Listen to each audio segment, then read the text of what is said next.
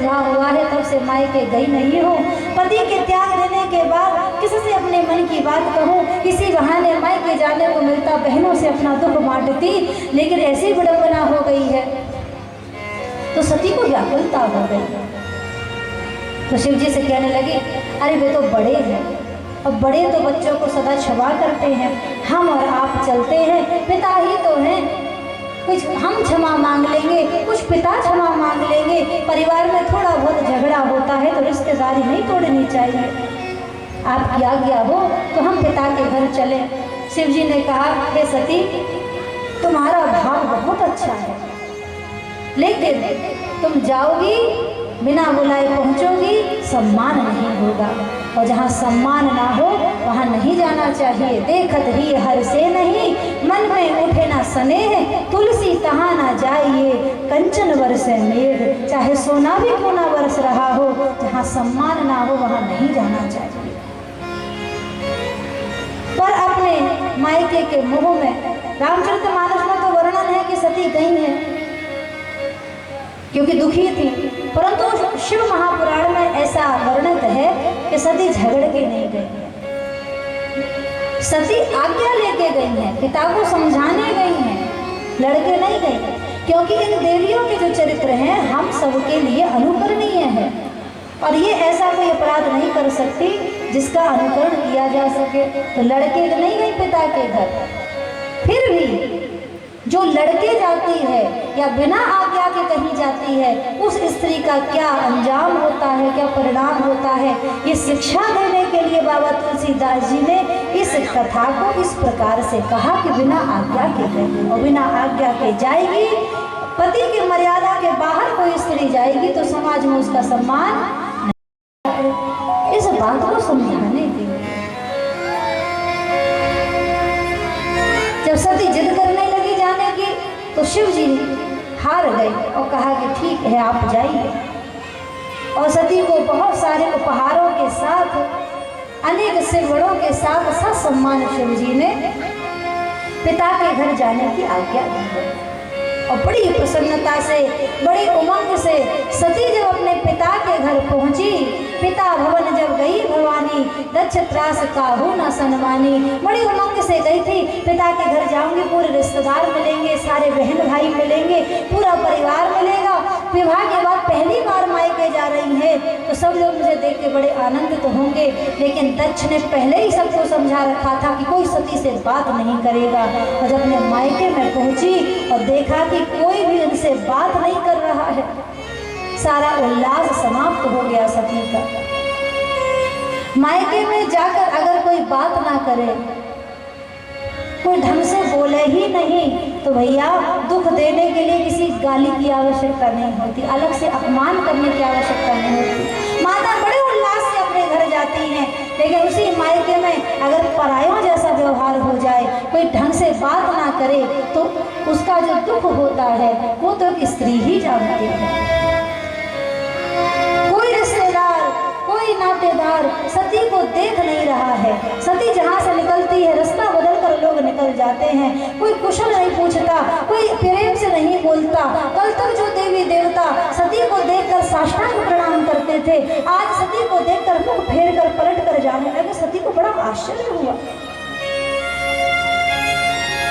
सब ओर से जब ऐसा स्वभाव देखा तो समझ गई मेरे पति ने सही कहा था, बिना बुलाए जाओगी सम्मान नहीं मिलेगा।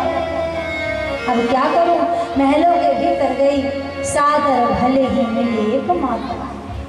भैया मायका तब तक ही मायका है जब तक मायके में माँ है।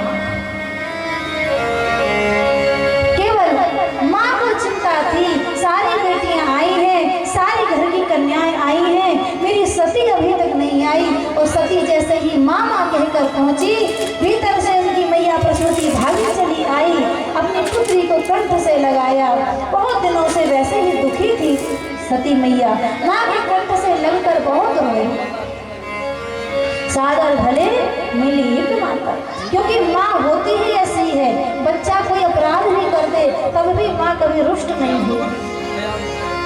जब से वह घटना हुई, सती की चिंता में माँ पड़ी रहती थी। आज सती को देखकर कंठ से लगाकर गोद में बिठाकर बैठ गए। सागर भले मिली एक माता, आगे बाबा तुलसीदास जी लिखते हैं, भगनी मिली बहुत मुस्कुराता। सती मैया की बहनें मिलने आई, और बहनें जब मिलने आई तो कैसे आई? बहुत मुस्कुराती हुई नहीं, बहुत मुस्कुराती हुई, ज्यादा ही हंसती हुई, अर्थात मजाक उड़ाती हुई। अरे सती तू आ गई, हमने तो सुना था तेरे घर पिता ने निमंत्रण नहीं भेजा, पिता निमंत्रण के चली आई। अरे हम होते, हम तो बिना बुलाए बिल्कुल नहीं आते। लगता है सिर के साथ रहकर तू भी सभ्यता भूल गई है। चल आ गई तो कोई बात नहीं। और इस प्रकार सती को जब वचन कहे, सती को बड़ा दुख हुआ। सती ने विचार किया, जाके पिता को समझाती हुई, ये सब पिता के कारण ही है।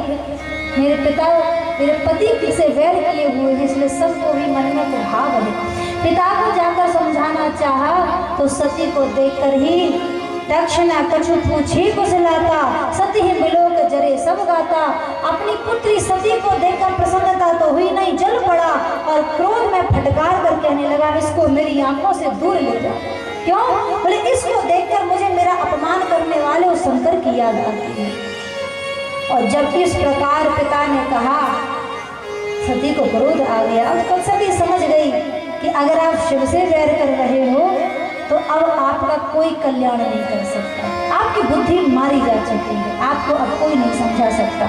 सती ने कहा, मेरे पति तो बहुत भोले वाले हैं, मैं कितना भी अपराध कर दूं लेकिन मेरे पति कभी मुझे से एक बात नहीं कह सकते, और मैं जाकर पुनः अपने पति की जीवन भर सेवा करूंगी, कभी यहाँ लौट कर नहीं आऊंगी। लेकिन जब जाने लगी तो मन में भाव आया कि यहाँ तक आई हूँ तो यज्ञ नारायण भगवान के दर्शन करती जाऊँ, एक परिक्रमा करती जाऊँ। और यज्ञ भगवान के दर्शन करने के लिए जब सती यज्ञ मंडप में पहुंची तो क्या देखा कि यज्ञ मंडप में छोटे से छोटे देवता का भाग रखा था, लेकिन देवादि देव महादेव का भाग कहीं नजर नहीं आया।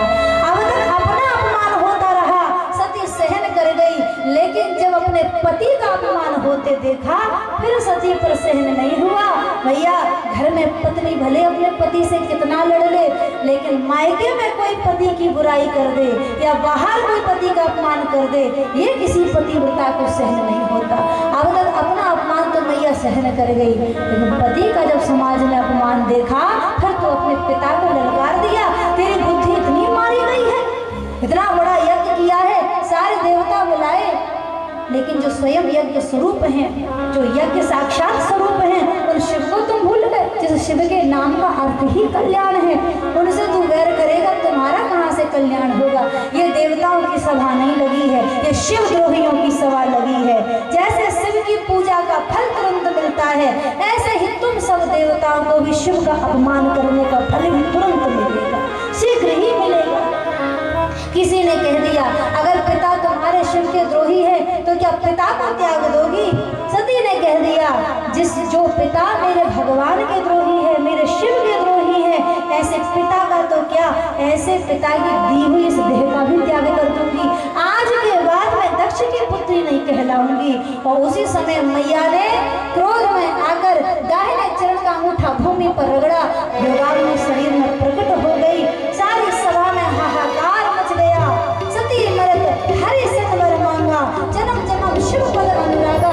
दोनों हाथ उठाकर भगवान नारायण की स्तुति की है, मेरे पति ने भले मुझे त्याग दिया, लेकिन हे नारायण, अगर मुझे संसार में दोबारा जन्म मिले तो मैं जन्म जन्मांतर तक शिव के चरणों की दासी बनूं। सती मरत हरि सतवर मांगा, जन्म जन्म शिव पद अनुरागा। और मैया सती ने भरी सभा में योगाग्नि में अपना शरीर भस्म कर दिया। बोलो माता सती की। और जैसे ही मैया ने अस कही जोग अगन तन उजारा, भयउ सकल मुख हाहाकारा।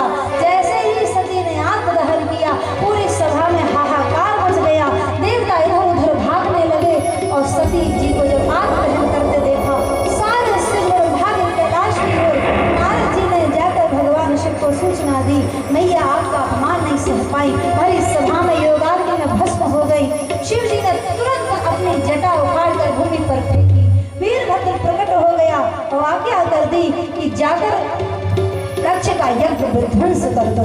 और भयंकर तूफान आंधी की तरह तब वीरभद्र आया, सभी सिंगड़ों के साथ सारे यज्ञ मंडप को उजाड़ दिया, खम्भे उखाड़ दिए, कलश लगा दिए, कुंडों की अग्नियां बुझा दी गई, देवताओं को पकड़ पकड़ के मारना पीटना शुरू किया। इतना भयंकर भीषण वहां कोप हुआ कि सारे देवता भी थर थर कांपने लगे। दक्ष को वीरभद्र ने पकड़ लिया, इसका क्या किया जाए?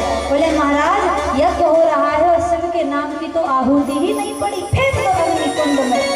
दक्ष के शरीर से उसका सर खींच कर, क्योंकि दक्ष को वरदान है तलवार का उस पर वार नहीं हो सकता, तब कपड़े की भांति उसके शीश को निचोड़ कर धड़ से अलग किया, क्योंकि सारे प्रपंच का जो कारण है इसका ये अहंकार है, इसकी ये बुद्धि है। लेकर हवन में फेंक दी, ओम नमः शिवाय, और शिव जी के नाम की आहुति देकर सारे शिवगण समस्त देवताओं को मार पीट कर कैलाश वापस आ गए। देवताओं ने कहा मैया सती ने ठीक कहा था, जैसे शिव जी की पूजा का फल तुरंत मिलता है, शिव जी का अपराध करने का फल भी तुरंत मिलता है। बहुत प्रताड़ित हुए, भागे ब्रह्मा जी के पास, ब्रह्मा जी से क्षमा मांगने लगे। ब्रह्मा जी ने कहा मैंने पहले ही कहा था शिव जी की अपमान की सभा में मत जाओ, तुम्हें यश नहीं मिलेगा, जिसका अपराध किया है जाकर उसी से क्षमा मांगो। जब ऐसा कहा तो समस्त देवताओं को लेकर ब्रह्मा जी शिव जी के पास आए। शिव जी आशुतोष हैं, पल में दुष्ट हो जाते हैं तो पल में संतुष्ट भी हो जाते हैं। ब्रह्मा जी को देखा, समस्त देवताओं को प्रार्थना करके देखा, बोले बाबा ने तुरंत सबको क्षमा कर और सबसे कहा कि अपने अपने घर जाओ, मैं किसी से रुष्ट नहीं हूँ। भोले बाबा की सरलता को देखकर समस्त देवताओं को बड़ा पश्चाताप हुआ, हमने ऐसे भगवान शिव से वैर किया, हमने इनका वैर करने वाले का संग किया। तब देवताओं ने जाकर पुनः भगवती की आराधना करी है। हजारों वर्षों तक देवताओं ने माता भगवती की प्रार्थना करी, आराधना करी। जब भगवती ने प्रकट होकर वरदान मांगने को कहा, तब देवताओं ने पुनः शिव जी की अर्धांगिनी बनकर अवतरित होने का वरदान मांगा है। उन्हीं देवताओं की तपस्या से मैया भगवती का पुनः अवतार हुआ है। ते ही कारण हिमगिरि ग्रह जाई, ते ही कारण हिमगिरि ग्रह जाई, जननी पार्वती तन पाई, जननी पार्वती तन पाई, जब ते उमा शरण जाई, जब ते उमा शरण जाई, सकल सिद्धि संपत्ति तेने छाई, सकल सिद्धि संपत्ति तेने छाई। ओ श्री राम जय राम जय राम, श्री राम जय राम जय राम। सती मरत हरि संवर मांगा, जन्म जन्म शिव पद अनुरागा, जन्म जन्मांतर तक शिव जी के चरणों का प्रेम मिले। और अब की बार मुझे चाहे किसी जड़ की बेटी बना देना, वृक्ष की बेटी बना देना, पत्थर की बेटी बना देना, लेकिन इतने बुद्धिमान की बेटी मत बना। इसलिए जड़ की बेटी बनकर आई, पर्वतराज हिमाचल की पुत्री बनकर आई, नाम हुआ पार्वती। पार्वती का जन्म जब से हिमाचल राज के हुआ है, सकल सिद्धि संपत्ति तहे आई, संसार भर की जो संपत्ति है, सुख है, हिमाचल राज के राज्य में विद्यमान हो गया। चारों ओर उमंग और उल्लास आनंद छा गया है। नारद जी को पता चला भगवती का अवतार हो गया, नारद समाचार सब पाए, और तो कहीं गिरी गहर से धाये। और नारद जी समाचार पाकर हिमाचल जी के महलों में आए हैं। नारद जी को महलों में आया देख हिमाचल जी ने स्वागत किया, सत्कार दिया, आसन सिंहासन पर बिठाया है।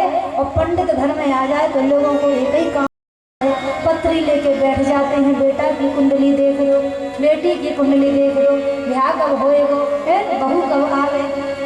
पंडित घर में आए तो बस यही परंपरा होती है। नारद जी भी आए तो बस अपनी कन्या को बुलाकर कहे मुनि विहसी गूढ़ ग्रहवाणी। कन्या को बुलाकर हिमाचल राज ने नारद जी से कहा है, त्रिकालज्ञ सर्वज्ञ तुम, गति सर्वत्र तुम्हारी, कहूँ सुता के दोष गुण मुनिवर हृदय विचार। मेरी पुत्री के दोष और गुण भाग्य आप बताइए, आप सर्वज्ञ हैं, सर्व और आपकी गति है, आप सब कुछ जानते हैं, मेरी कन्या के विषय में आप चर्चा कीजिए। तो नारद जी ने पहले तो कन्या के गुण बताए,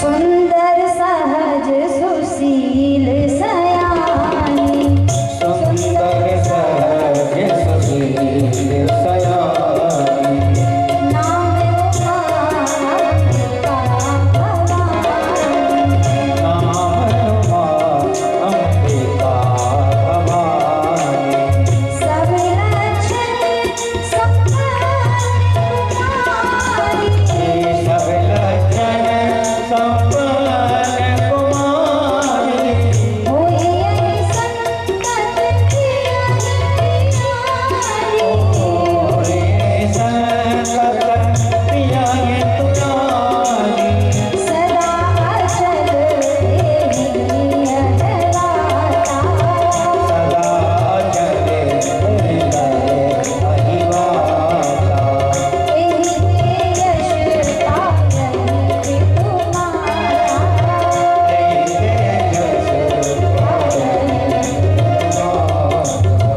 होई यही पूज्य सकल जगमानी,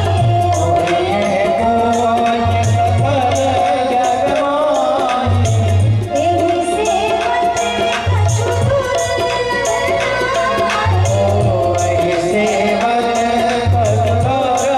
दुर्लभ, एहि परिणाम सुमेरि संसारा,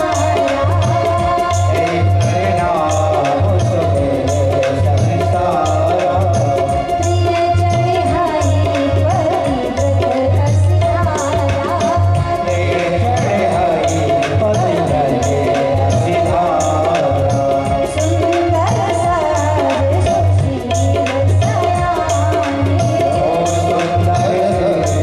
सुशील सयानी। पहले तो कन्या के गुण बताए भैया, पहले व्यक्ति को अति प्रसन्न कर देना चाहिए। कई बार कुंडली देखने वाले सबसे पहले दोष ही गिना देते हैं, आदमी दोष से ना मरे, कुंडली की बात सुन के ही मर जाएगा। विधान होता कुंडली देखने का, भैया पहले अच्छी अच्छी बात बता, फिर धीरे से बता दो, ऐसा उपाय करवा लेना, थोड़ा सा दोष है तो दूर हो जाए, ये विधान है। लेकिन कई लोग बड़ी भयंकर कुंडली देख रहे हैं, और आजकल तो मैं देख रही हूँ कि पंडितों से भी ज़्यादा बहुत से ऐसे लोग हैं जो पंडित बनकर कोट पैंट टाई पहनकर मोबाइल में सोफे पे बैठ बैठ के बड़े बड़े ज्ञान दे रहे हैं। जीवन में जिन्होंने शास्त्र नहीं पढ़े, कोई संस्कार नहीं पढ़ा, आजकल मोबाइल में सब मोटिवेशनल स्पीकर बने, सब बड़े बड़े ज्ञानी बने हुए हैं। कुछ दिन पहले मैंने सुना था, एक व्यक्ति कह रहा था कि लक्ष्मी मैया की आरती नहीं उतारनी चाहिए। आरती का मतलब भी लोग जानते हैं, आरती क्यों है? बोले लक्ष्मी जी की आरती उतारो, आरती का मतलब होता विदा कर देना, बताओ। और लोग मानते भी हैं, फोन में देख देख कर जो कोई कुछ बक दे, कुछ कह दे, लोग उसको मानते भी हैं। अरे कहीं कुछ सुन लो तो उसको तुरंत नहीं मानना चाहिए, बड़े बड़े बैठे हैं ज्ञानी। नारद जी ने पहले गुण बताए, सुंदर हैं, सहज हैं, सुशील हैं, जिनका इनसे विवाह होगा अचल, सदा इनका सौभाग्य अचल रहेगा, वह अजर अमर होगा, सदा अपने पति की प्यारी रहेंगी। इनके ऐसे गुण हैं कि इनके गुणों के प्रभाव से माता पिता संसार में यश प्राप्त करेंगे। और भैया बेटा बेटी में अच्छा बेटा होता है कि बेटी होती है, बताओ? बेटा अच्छा कि बेटी अच्छी? देखो बेटा बेटी जन्म से अच्छे बुरे नहीं होते, कर्म से अच्छे बुरे होते हैं। राम भजे बेटी भली, राम भजे बेटी भली, राम विमुख बुरे पूत, क्योंकि की शबरी तो बैकुंठ गई और धुंधकारी भय भूत। जिसके कर्म से माता पिता यश प्राप्त करे, प्रशंसा प्राप्त करे, चाहे वो बेटी हो और चाहे बेटा हो, वो अच्छा है। और बेटा बेटी के कर्मों से माता पिता को अपयश मिले तो ना बेटा अच्छा ना बेटी अच्छी। नारद जी कहते हैं कि तुम्हारी पुत्री के हुए पूज्य सकल जग माही, संसार में पूरे संसार में इनकी पूजा होगी, यही पूजा ही दुर्लभ कछु नाही। जो इनकी पूजा करेगा उसको संसार में कुछ दुर्लभ नहीं होगा। इनके पतिव्रत धर्म के प्रभाव से, इनके यश से स्त्रियां पतिव्रत की असधारा पर तलवार पर चलेंगे। अनेक प्रकार के गुण मैया पार्वती के विषय में कहे, फिर एक दो अवगुण बताए। नारद जी कहने लगे, आपकी कन्या में तो कोई अवगुण नहीं है, इसके होने वाले पति में थोड़े से दोष दिख रहे हैं। क्यों भैया, कैसा पति होगा? जोगी जटिल अकाम मन, नगन अमंगल भेष, अस स्वामी यही कह मिलहि, परिहस्त हसीलेख। इसकी हस्तरेखा बताती है कि इसका जो पति होगा वो जोगी होगा, जटिल होगा, अकाम होगा, निर्गुण होगा। अब नारद जी तो कहना चाहते हैं कि निर्गुण होगा। निर्गुण मतलब सत रज तम तीनों गुणों से परे होगा, लेकिन हिमाचल जी समझ रहे हैं कि कोई उसमें गुण ही नहीं होगा। नारद जी कह रहे हैं कि अकाम होगा। अकाम अर्थात समस्त कामनाओं से परे होंगे, कर्म बंधन वाले नहीं होंगे। लेकिन हिमाचल जी समझ रहे हैं कि उसकी कोई कामना ही नहीं होगी, अकामी होगा, बेमन वाला होगा, नीरस होगा, दुखी हो गए। ऐसा पति मेरी कन्या के लिए? नारद जी कोई उपाय है, कोई मंत्र है, कोई जंत्र तंत्र है तो बताओ, वो करा लो। बोले जंत्र मंत्र से तो काम नहीं चलेगा, लेकिन हाँ एक कार्य आप ऐसा कर सकते हो कि एक संसार में ऐसा देवता है जिसके अंदर ये अवगुण भी गुण स्वरूप है। बोले कौन है? बोले वो है शंकर भगवान, क्योंकि समर्थ को नहीं दोष गोसाई। जो समर्थवान होता है उसको कोई दोष नहीं लगता। गंगा के जल में कोई पवित्र जब घुसे, चाहे अपवित्र जीव घुसे, क्या गंगा अपवित्र होती है?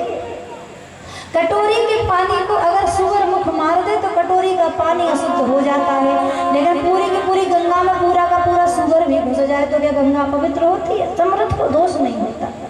गंगा सदा ही पवित्र है। जैसे सूर्य चंद्रमा है, उसकी रोशनी चाहे अशुद्ध वस्तु पर पड़े चाहे शुद्ध वस्तु पे, चंद्रमा और सूरज की रोशनी अशुद्ध नहीं होती, अपवित्र नहीं होती। जैसे अग्नि है, चाहे उसमें अशुद्ध वस्तु जलाई जाए चाहे शुद्ध वस्तु जलाई जाए, अग्नि अपवित्र नहीं होती।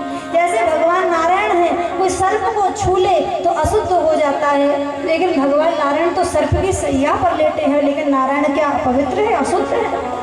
जो समर्थवान होते हैं उन्हें दोष नहीं लगता है। बोले नारद जी आप कहना क्या चाहते हो? बोले जब नारायण को सर्प को छूने का दोष नहीं है, गंगा भी कभी अपवित्र नहीं होती, सूर्य चंद्रमा अग्नि भी अपवित्र नहीं होते, तो एक विचार करो, जो इनको धारण किए होगा क्या वो अपवित्र होगा? शिव जी गंगा को भी धारण किए हैं, भगवान को अपने हृदय में धारण किए हैं। उनके 3 नेत्र हैं, 2 नेत्र सूर्य और चंद्र हैं और तीसरा नेत्र अग्नि का है। जब ये चीजें अशुद्ध नहीं होती तो इनको धारण करने वाला अशुद्ध अपवित्र कैसे हो सकता है? इसलिए एक विधान है कि भावई मेट सके त्रिपुरारी, अगर शिव जी कृपा कर दे तो आपकी बेटी का ये दुर्भाग्य भी सौभाग्य बन जाएगा। ये सारे अवगुण भी गुण स्वरूप हो जाएंगे, शिव जी से इनका विवाह हो जाए तो। हिमाचल राज बोले महाराज इतने बड़े आदमी से अपनी लड़की का विवाह कैसे करा? शिव जी मेरी कन्या से विवाह क्यों करेंगे? बोले उसका उपाय हम उनको बताए देते हैं। शिव जी को प्रसन्न करने के लिए पार्वती को तप करना होगा, और नारद जी ने उपदेश कर दिया। और पार्वती जी बाल अवस्था से ही 10 वर्ष की अवस्था से महलों को त्याग कर वन में निवास करके शिव जी की तपस्या करने लगे। मैया ने पहले कई वर्षों तक भोजन त्यागा, केवल जल पीकर व्रत किया। फिर मैया ने जल पीना भी समाप्त किया। शिवजी पर चढ़े हुए जो सूखे बेल पत्र होते हैं, केवल उनको ही पाकर व्रत किया। जब सूखे बेलपत्र खाना भी छोड़ दिया, केवल वायु पीकर श्वास लेकर व्रत किया, तो माँ का नाम हुआ अपर्णा। जब पर्ण खाना छोड़ा तो अपर्णा नाम हुआ मैया का। और इस तपस्या के प्रभाव से जब पार्वती का जन्म हुआ था, तो पार्वती जी का जो अंगों का वर्ण था वो श्याम रंग का था, सांवली थी पार्वती जी। लेकिन अपनी इस दिव्य तपस्या के कारण स्वर्ण की भांति मैया पार्वती की देह चमकने लगी, तो नाम हो गया गौरी, गौर वर्ण हो गया उस तपस्या के प्रभाव से स्वर्ण की भांति। ऐसा कठोर तप यहाँ मैया पार्वती कर रही है। अब भैया दुल्हन तो तपस्या कर रही है, दूल्हा समाधि लगाए बैठा है। तो एक बार भोले बाबा समाधि लगाए बैठे हुए थे, तो भगवान नारायण प्रकट हुए सामने। नारायण भगवान प्रकट हुए तो शिव जी ने कहा, प्रभु कैसे आए? प्रकटे राम कृतज्ञ कृपाला, रूपशील निधि तेज विशाला। भगवान के शिव जी के सामने ठाकुर जी प्रकट हुए। शिव जी ने प्रणाम किया है। बोले प्रभु कैसे पधारे? तो बोले हम तुमको एक कथा सुनाने आए। बोले तुम कब से कथावाचक हो गए? बोले हम तो जन्म से ही कथावाचक हैं। जब हम पैदा हुए थे तो कहीं कथा सुहाई माँ तो बुझाई, हमने अपनी मैया को भी कथा सुनाई थी। तो हम तो पैदा होते ही कथावाचक हैं, हम तुमको भी कथा सुनाने आए हैं। बोले अच्छा किसकी कथा सुनाने आए हो? बहु प्रकार शंकर ही सहा सराहा, तुम बिनु असव्रत को निर्वाहा, बहुविधि राम से नहीं समझावा, पार्वती कर जन्म सुनावा। मैया पार्वती के जन्म की कथा सुनाई। शिव जी ने कहा प्रभु बड़े विचित्र हो, जो तुम्हारी कथा नहीं सुना तुम उसकी कथा सुना रहे हो। ठाकुर जी ने कहा मैया पार्वती बड़ा कठोर तप कर रही है। अब आपने हमसे कथा सुनी है तो कथा की हम तुमसे दक्षिणा भी मांगेंगे। बोले बड़े विचित्र आदमी हो, खुद ही कथा सुनाने हैं, खुद ही दक्षिणा मांग रहे हो, क्या चाहिए दक्षिणा में? बोले पार्वती जी के व्रत को पूर्ण कीजिए, पार्वती जी के व्रत को पूर्ण कीजिए। तो शिव जी ने कहा प्रभु आपकी आज्ञा है, माता पिता और गुरु की वाणी, बिना ही विचार करे शुभ जानी। माता पिता और गुरु की आज्ञा तो बिना विचार के ही पालन कर लेना चाहिए, लेकिन पार्वती को स्वीकार करने से पहले मैं पार्वती की परीक्षा लूंगा। क्यों? बोले जब उन्होंने हमारे भगवान को बिना परीक्षा के स्वीकार नहीं किया तो हम उनको बिना परीक्षा के कैसे स्वीकार करें? तब सप्त ऋषियों को भेजा शिव जी ने पार्वती जी के पास, और पार्वती जी के पास जाकर सप्त ऋषियों ने पहले तो प्रलोभन दिया, कहा कि अरे पार्वती आप तो राजकुमारी हैं, आपका विवाह तो सुंदर राजकुमार के साथ होना चाहिए, आप भी यहाँ किसकी बातों में आ गए? पार्वती जी ने कहा कि मैं अपने गुरु नारद जी के उपदेश पर यहाँ पर तप कर रही हूँ। सप्त ऋषियों ने कहा कि नारद जी उसकी बात मानकर किसी का घर बसा है क्या? नारद की बात मानकर तो बसे बसाए घर उजड़ गए, लोग घर छोड़कर जंगल में निकल गए, बाबा बन गए, और तुम यहाँ उनकी बात मानकर बैठी हो घर बसाने के लिए। तब जब गुरु की निंदा हुई चुपचाप रही, कुछ नहीं कहा। दूसरी बार में शिव जी की निंदा करी, अरे योगी है, जटिल है, अकाम है, न पहनने का ढंग है न रहने का ढंग है, उसको पति बनाकर क्या करोगी? तब भी सती चुपचाप रही। लेकिन फिर सप्त ऋषियों ने विकल्प रख दिया, अरे तुम चाहो तो हमारे पास तुम्हारे लिए दूसरा वर है जिसमें सारे गुण भी विद्यमान है, कोई दोष नहीं है। कौन? बोले भगवान नारायण, केवल समस्त गुणों से संपन्न नहीं है, लक्ष्मीपति भी है, ऐश्वर्यवान है। आप कहो तो जाकर भगवान विष्णु से आपके विवाह की चर्चा कर, वैकुंठ में सुशोभित हो। तब मैया पार्वती बोल पड़ी, क्योंकि पार्वती जी कहती हैं कि संकल्प का कोई विकल्प नहीं होना चाहिए। अगर जीवन में विकल्प आ जाएगा तो मन भटकेगा ही। जिसके साथ रहना है, जिसके साथ निर्वाह करना है, उसका अगर तुमने विकल्प खोज लिया तो भैया अपराध जीवन में आएगा ही। जीवन में विकल्प नहीं होना चाहिए, संकल्प का। इसलिए पार्वती ने कहा महाराज भले ही नारायण बड़े गुणवान हैं, बड़े ऐश्वर्यवान हैं, लेकिन जो मन है ना वो तो मेरा शिव जी के चरणों में समर्पित है। हाँ, नारद जी के पहले अगर आप आ गए होते तो आपकी आज्ञा का पालन मैं करती, लेकिन आपके पहले नारद मेरे गुरु बनकर आए तो गुरु की आज्ञा का पालन ना करना तो जीवन का सबसे बड़ा अपराध है। स्पष्ट कह दिया कि जन्म जन्म की रगर हमारी, जन्म जन्म की